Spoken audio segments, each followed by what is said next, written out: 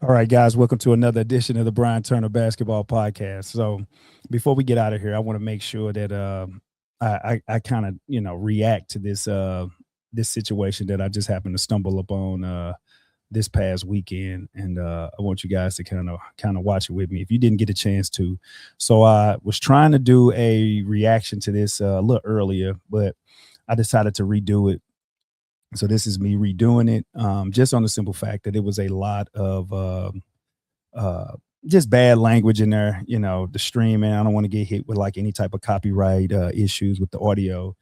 So we're gonna just watch this without the audio, and I'll give my little 2 cents in uh, pretty much here in a second after watching this. All right, so right off the bat, you had Michael Beasley, the number 2 overall pick, versus Lance Stephenson. Lance and Make It Dance, man, 2 NBA players that, for the most part, man, have I would think had some pretty decent careers when it comes to the NBA. We all know Michael Beasley, man, was a beast coming out of Kansas State. Right around them same couple of years that we had Kevin Durant kind of emerging as like the top freshman in the country.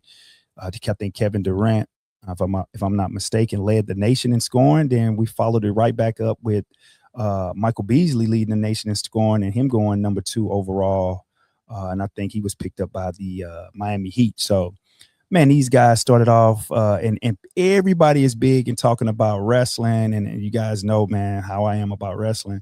But now basketball players are now in the ring doing MMA stuff. And you get these two guys, man. Lance and Beasley kind of kicked off a lot. I think last summer they were talking about playing one-on-one for like 25,000, 50,000. Then they ended up being teammates, I believe, on the Big Three.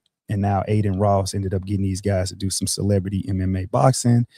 And as you can see, man, Lance Stephenson, man, came right there with it. The bird hug, the slam, and now it's ground and pound. Now, as we watch these NBA playoffs and we get to these NBA championship rounds, one thing that we can say that this is not like the 80s, man.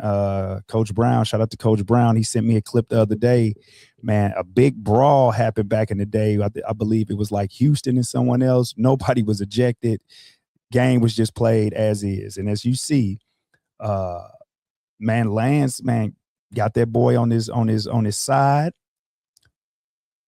hit him with the full Nelson, came up through and choked him out, man, with less than with 2 minutes to go in the first round. So again, what are we doing? It's kind of sad for Michael Beasley when we just talked about on the last episode just how guys are using the game of basketball as like a hustle.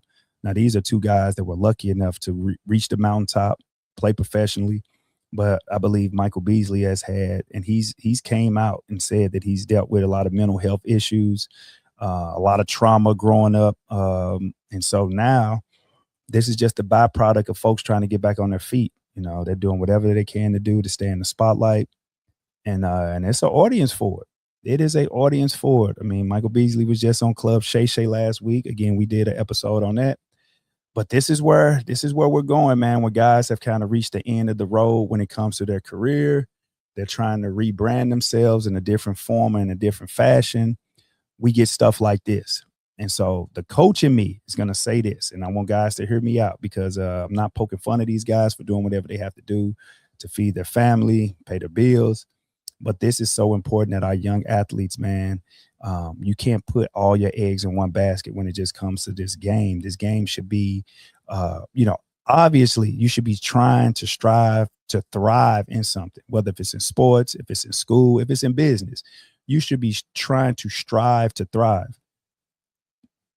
But at the same token, man, you need balance. You need balance in your life. When things don't work out, let's say the NBA, the NFL, professional ranks, what do our kids have to fall back on? Are they engaging in other things other than the sport itself? Or are they trying to, man, be enriched with other things? So they have hobbies, they have things that they can do when the game itself gets real intense. The game itself is not kind to us.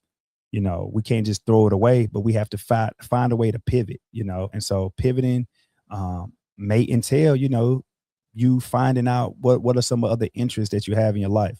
And I just wish that these guys that we see that reach this level, when they're trying to keep playing the game, and you don't have nothing to give back to the game, you're able to make a pivot in your career to do something else. So again, I'm not going to bash these guys, man. I thought it was funny to be able to see the celebrity MMA match.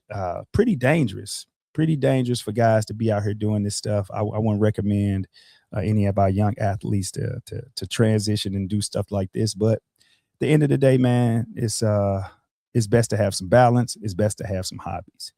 But I want to know your thoughts. Did you get a chance to watch this? Did you watch all of the matches? What were some of the best matches? Watching this, I think it's called Brand Risk by Aiden Ross, who's a kick streamer. Let me know in the comment section what you guys think of this. I can't wait to hear what you guys have to say, and I will catch you guys on the next episode.